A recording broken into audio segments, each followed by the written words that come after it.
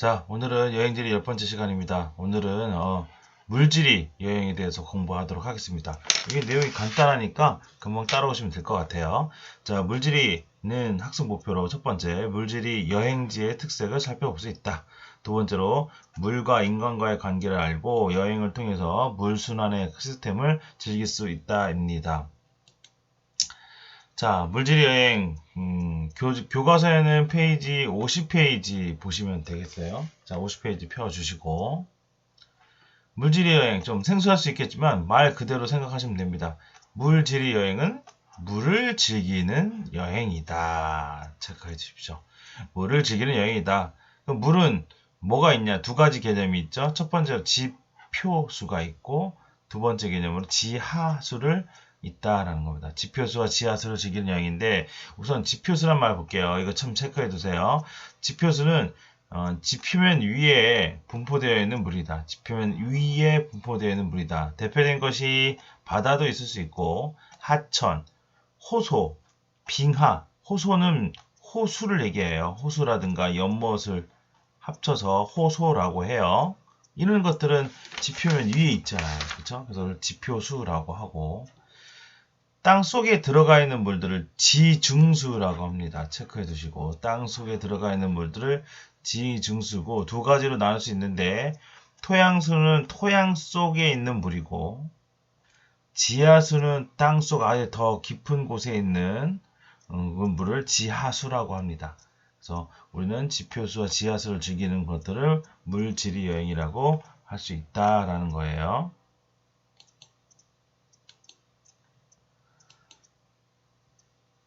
네. 그 다음 습지에 대한 개념을 좀 볼게요. 오늘은 여기가 가장 중요합니다. 이 습지에 대해서 좀 살펴보도록 할게요. 별표 하나 쳐주시고 습지란 것은 일시적 또는 영구적이란 것은 계속적, 항상이라는 뜻이죠. 물이 포화되어 있다. 물로 가득 차 있다라는 뜻이죠. 물이 포화되어 있다라는 뜻이고 이런 곳들은 지표수와 지하수가 교차하는 곳에 잘 형성됩니다. 또 여기는 많은 생물들의 서식지 역할을 하기 때문에 되게 생태계의 보고라고도 합니다. 그쵸? 그 다음, 습지는 내륙 습지와 체크해 두세요. 산지와 하천 습지가 있고, 연안 습지. 연안이란 것은 바닷가란 거죠? 얘는 바닷가고, 내륙은 육지에 있는 습지라는 뜻입니다. 자, 대표적으로 우리나라 탕령에 있는 습지는 내륙 습지입니다. 원래는 이게 하천 주변에 있는 배후습지라고 하는데 창녕에 있는 습지는 내륙습지고요. 순천만은 바닷가죠. 그렇죠? 바닷가 주변에 우리 갯벌 있어요. 그런 갯벌 같은 것들은 대부분 연안습지라고 합니다. 자, 그런데 우리 나중에 보면은 이제 홋카이도 구시로 수번에 할 때 람사르 습지라는 게 나오는데 람사르 습지가 뭐냐? 이것도 한번 체크해 주세요. 람사르는 협회가 있어. 이 협회에서 인정해주는 습지인데 전 세계를 대상으로 정말 습지로서 되게 중요성이 있는 곳 보존해야 될 곳 이런 것들을 람사르 협회는 원래 그 철새들 뭐 이런 것들 도와주는 협회인데 람사르 협회가 지정 등록하여 보호하는 중요한 습지다. 보존해야 되는 습지다라는 겁니다. 자, 우리나라는 23곳이나 인정을 받았습니다. 그래서 대환산 용늪이라든가 창녕, 우포, 순천만 보전갯벌 등 23곳이 인정을 받았어요. 그만큼 우리나라가 습지로서는 보존해야 할 곳들이 전 세계적으로 인정한 곳이 많다. 근데 습지가 있고 또 습원이 있습니다. 원자가 평야라는 뜻인데 습지가 초원의 형태로 더 많이 그런 모습이 나타날 경우 습원이라 하고 우리나라도 있어요. 대암산, 강원도 인제라는 곳에 있어요. 인제 용늪이 있는데 여기는 고산지대이기 때문에 고층 습원이라고 좀 더 세분화시키기도 합니다. 고층 습원이라고도 합니다.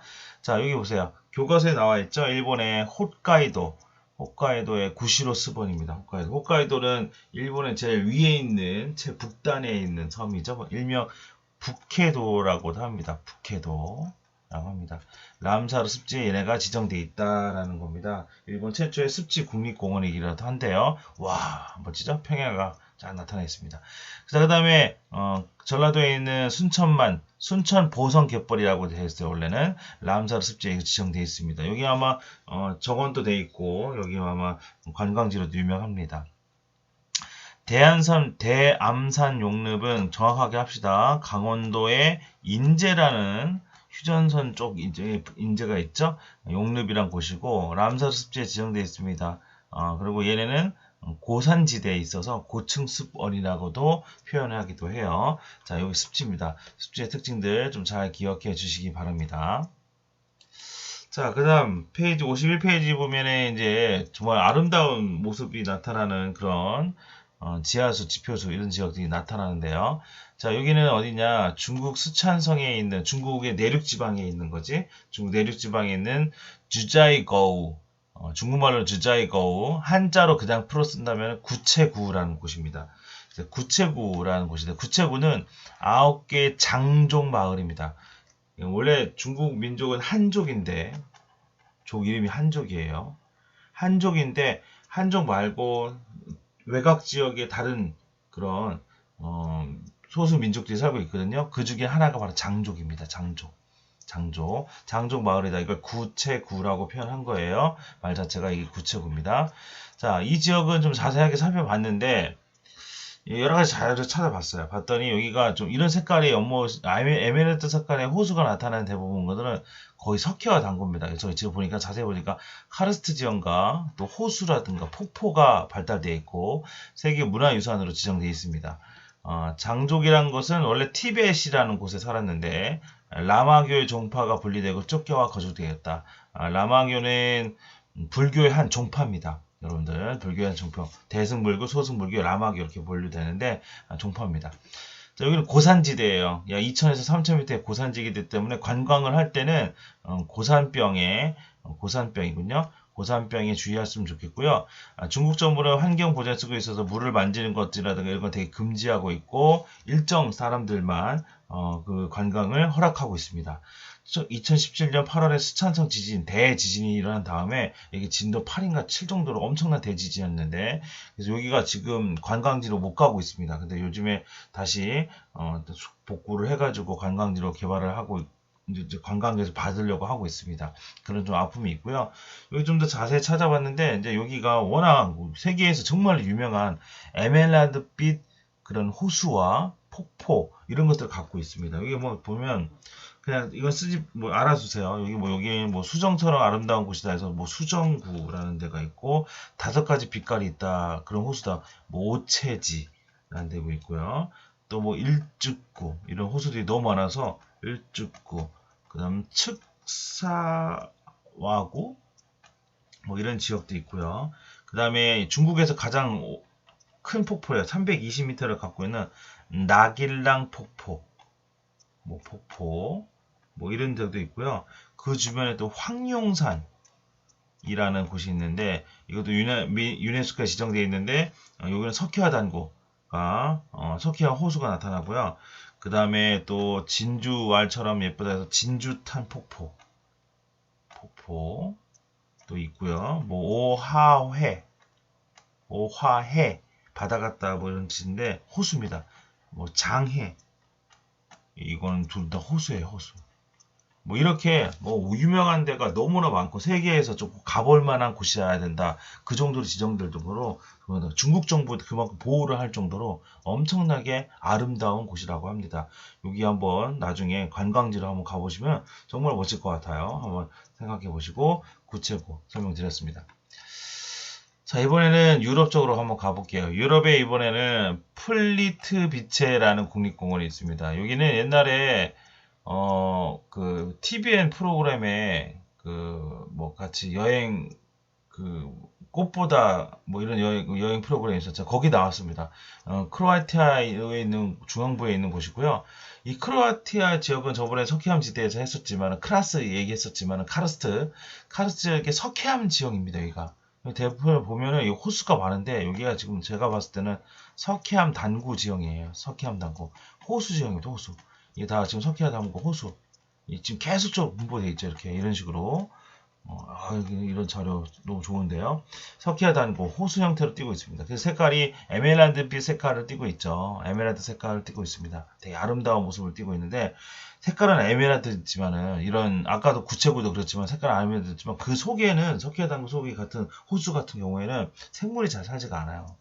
자, 아무튼 요종이 머무는 곳이다. 와, 극찬이죠. 1949년 크로아티아 최초의 국립공원 지정되었고, 자, 전 세계도 알고 있어서 79년에 유네스코 세계 문화유산 지정되다. 79년에 지정됐으니까 대단하죠. 그렇죠? 수많은 폭포로 연결되어 있는 16개의 호수가 있다. 이 16개 호수는 지형학적으로 제가 봤을 때는 석회화 단골, 뭐 린스톤, 뭐 이렇게 표현하기도 하는데 석회화 단골에 관련된 바로 호수입니다. 짙은색 숲 사이로 가지가지 각색의 호수와 계곡이 분포되어 있고 폭포까지 있어서 원시름을 풍경을 나타낼 수 있습니다. 관광객이 많아 입장 제한이 있고 시간당 300명으로 딱 제한했습니다. 이건 꼭 필요한 것 같아요. 아까 구체구도 그렇고 플리트 비치에도 마찬가지고 이런 데는 좀 어떤 사전 예약이라든가 입장 제한 좀 걸어줘야 될 것 같습니다. 여기 보시면 이게 이제 석회화 단고의 모습 같은 건데 이런 호수들이 엄청나게 많이 분포되어 있고 아름다운 빛깔을 갖고 있다라는 겁니다. 자, 여기 모습 보시면 뭐 아름답죠? 또 밑에 한번 그림도 볼게요. 사진 보시면은 여기 보시면 지금 아까 이 단구가 이렇게 호수가 또 있고 또 폭포를 이루면서 또다시 큰 호수를 이루고 있고 주변에 이 낙차를 이용해서 또 폭포가 줄기폭포가 쭉 연결되어 있는 모습이 나타납니다. 호수가 이렇게 나눠져 있죠? 계단처럼 나눠져 있습니다. 여기가 그런 모습들을 자세하게 살펴보면은 이런 식의 어떤 아침 햇빛이라든가 이런 것들 보게 되면은 이런 거 빛과 함께돼서 어떤 요정이 있는 것 같다. 라고 하는 정도로 아름다운 모습입니다. 여러분들도 한번 여기 나중에 한번 가보시면 좋을 것 같아요. 자, 이제 교과서에는 이제 온천이라고 있습니다. 온천도 한번 펼쳐놓을게요. 우리가 이제 물하면 또 온천 또 생각나죠? 자, 온천의 의미는 지하수의 수온이 그 지역의 연평균보다 높거나 얇은 지층의 지하수보다 수온이 높은 경우, 아무튼 좀 따뜻하다. 몸을 포근하게 할 정도로 따뜻하게 할 정도로 따뜻한 물 온천이라고 합니다. 온천의 규정은 각각 나름대 20도 이상을 하는 곳은 영국, 프랑스, 독일, 이탈리아, 유럽 애들이고 그 다음에 미국은 21도 정도, 한국과 일본 애들은 좀 더 뜨뜻한 걸 원해서 그런지 모르지만 25도 이상으로 되어 있네요. 자, 온천의 열원 그냥 체크 정도만 합시다. 온천이라는 것은 열의 발원지가 뭐냐라는 뜻이죠. 열의 원인이 뭐냐라는 뜻입니다. 지하 심부에 있는 열 또는 방사성 물질의 붕괴에 의한 열, 암석 사이에 일어나는 화학 반응에 의한 열, 또 단층 작용에 의한 마찰, 단층, 활성 단층 같은 게 있겠죠? 마찰열, 또 마그마에서 유래되는 열, 이런 것들이 온천을 따뜻하게 해주는 것들입니다. 자, 여기는 일본 교과서에도 나와 있죠? 일본 벳부라는 곳이 있는데 이 규슈에 있는 벳부, 규슈는 이제 제일 밑에 있는 섬입니다. 벳부라는 곳이 있고 벳부는 지역 온천 순례라고 해서 엄청 여기 화산지대도 나타났는데 그 화산과 연계시켜서 온천도 발달한 지역입니다. 이게 너무 뜨거워서 여기가 이제 지옥 순례 온천이라고 해서 그렇게 코스를 잡아가지고 그렇게 그런 관광 명칭을 하기도 합니다. 이 벳부 지역의 온천은 벳부는 뭐 마을이 막 한 10만, 11만 정도로 되어 있는 것 같더라고요. 찾아보니까. 근데 여기를 보면은 일본의 온천의 용출량이 1위래요. 1위. 제일 많이 나온다고 합니다. 그래서 여기 이제 화산지대도 있고 하니까 벳부 온천 유명한 곳이입니다. 자, 또 다양한 온천 그림들 사진도 볼게요. 자, 아까도 말씀드렸죠? 유황온천으로 유명한 곳이 일본의 규슈 벳부입니다. 당연히 화산지대니까 유황 성분이 되게 많겠죠. 자, 이 모루온천이라고 있는데 저도 처음 봤는데 모루온천은 일본의 홋카이도는 아까 제일 높은 제일 지역이라고 했죠. 일명 북해도라고 했습니다. 북해도 제일 높은, 제일 위에 있는 곳이라고 하죠. 홋카이도 일본 최북단 섬입니다. 도카치가와 온천 이 온천 되게 유명한 것 같더라고요. 검색해 보니까 되게 유명한 것 같고 검색 여러 가지 데이터들이 많더라고요. 독일의 바덴바덴이라는 곳이다. 세계에서 2곳만 존재하는 거고 그럼 모루 온천이 뭐냐라는 거죠. 유기지를 통과한 갈색의 지하수가 지열로 데워진 온천이다. 그러니까 얘네 가장 큰 특징은 뭐냐면은 식물성 유기물이 많아요. 그러니까 얘가 그냥 일반적인 지하수가 아니라 옛날에 어떤 갈대라든가 어떤 식물들하고 같이 오랫동안 이렇게 퇴적되었어. 오랫동안 퇴적되어서 만들어진 것들이라서 식물성 유기물이 많답니다. 특징이. 이런 게 이제 전 세계 2개밖에 없다는 거지. 식물성 유기물이 많고, 그래서 식물성 유기물이 많으니 일반적인 것보다는 천연 보습 효과가 뛰어나대요. 그 미끌미끌하다는 거지. 아주 미끌미끌하다는 거지. 그러니까 막 부드럽고 막 미끌미끌하니까 자주 찾는 거예요. 그쵸? 자, 그 다음에 여기는 우윳빛 온천이라고 돼 있는데, 아이슬란드 블루 라군입니다. 여기 라군이란 말이 있는데, 라군은 원래 석호입니다, 석호. 바닷가에 나타나는, 만 앞에 사주가 가로막아 형성된 석호인데, 석호에 이제 여기 아이슬란드는 원래 저번에 얘기했지만, 판가판이 벌어지는, 발산 경계잖아요. 그쵸? 그래서 여기가 이제 여러 가지 용암으로 만들어진 곳, 화산지대잖아요. 그쵸? 그래서 블루라군, 비바트 이런 지금 유황 성분이 많이 포함되어 있고, 색깔이 우윳빛깔입니다. 우윳빛깔. 이거 막 이런 거에 막 흙을 얼굴 바르고 막 그러고요. 우윳빛깔로 돼 있습니다. 아주 독특하죠? 그죠? 석호의 따뜻한 그런 화산지대가 겹치게 되면서 여기도 화산지대니까 석호와 화산지대가 겹쳐서 만들어진 그런 특이한 그런 지역이라고 할 수 있습니다. 유황 성분이 많이 포함되어 있고 미끌미끌하고 색깔이 우윳빛깔로 되어 있다라는 겁니다. 자, 여기 뭐 물질이는 뭐 여러분들 뭐 되게 쉽게 생각할 수 있는데 생각보다는 되게 아름다운 관광지를 많이 봤습니다. 여러분들 여행할 곳을 많이 봤습니다. 자, 그래서 여기까지 마무리하도록 하겠습니다. 고생 많았습니다.